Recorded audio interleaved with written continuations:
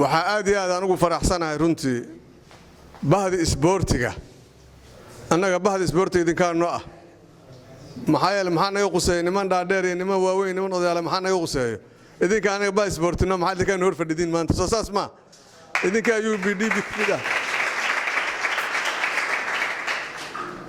marka bahda isboortiga ee UBD ama xisbiga UBD ayaa waxaan uga mahad celinayaa runtii is-abaabulka iyo doorka ay ku leeyihiin isboortiga Soomaaliya hatta magaalada Muqdisho waa ka bootinaya Soomaaliya aan leeyahay doorka aad ku leedihiin farxad ayay noo tahay waana idinku faani doonaa haddii Ilaahay yiraahdo idinkuna waxaad noqon doontiin kuwa lagu faano isboortiga waxaa la yiraahdaa muhiimadda isboortiga waa laga soo hadlay muhiimadda xisbiga waa laga hadlay marka door weyn ama darsi aan anigu hadda idin sheego meesha kama banaana laakiin waxaan aad iyo aad u aaminsanahay isboortigu xuduud ma laha isboortigu xuduud ma laha isboortigu diin gaar ma laha maxaa yeelay waxa taageeraysaa adigoo Soomaaliya waxa laga yaabaa kooxda Manchester inaad taageertaa suuragal ah hadda qaar waxaan arkaa jaab boortiiri laga dhigay ayagoo undishiye ka ciyaarayo jaab boortiiri laga dhigay marka yaan difaac lagu geynine oo weerarkay gool dhalinta rabtaaye u kaadi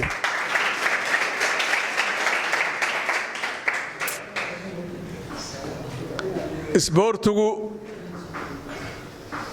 wuxuu dhisaa ruuxa bini aadamka ayuu dhisaa jirka kaliya ma dhisiyo ee aqliyada uu dhisaa aqliyada qofka ayuu dhisaa moralka qofka uu dhisaa isboortiga wuxuu dhisaa jirka maxaa la yiraahdaa al-aqlu saliim fi jismi saliim salamado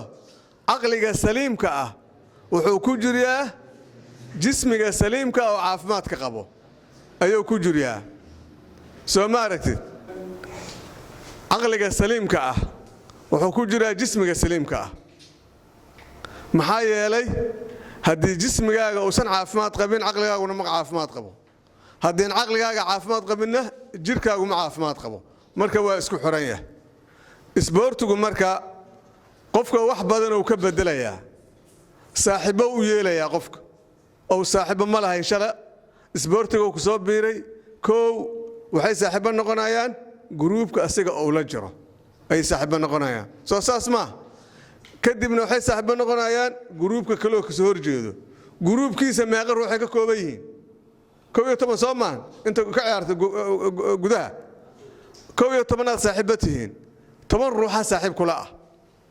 11 kaas aad tahay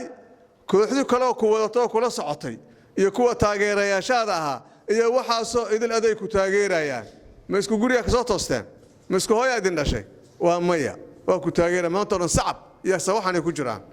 haddii lagu jalaafo ayaga soo qaylinaayo maxay soo qaylinayaan saaxiibkooda la jalaafo ama ninkay taageerayaan la jalaafo soo saas ma waa la jabshay ay leeyihiin isboortigu mararka qaarkood xoogaa oo lagu dhex sameeyaa qofaad jalaafaysaa waa jabinaysaa soo ma waa la ganaaxa qofka inaad qof jabisana lama rabo adoo ugu tala gashay lama rabo